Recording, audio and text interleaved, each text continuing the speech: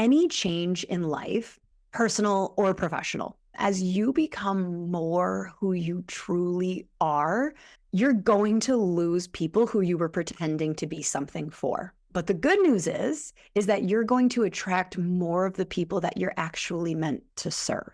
So as you step into what your heart's version of serving looks like, there's just going to be this magnetism about you. I cannot promise that you won't lose patience to open adjusting. I can promise that as you become more authentically loving servant of your patients, if that's just not for them, that's okay. They weren't your people.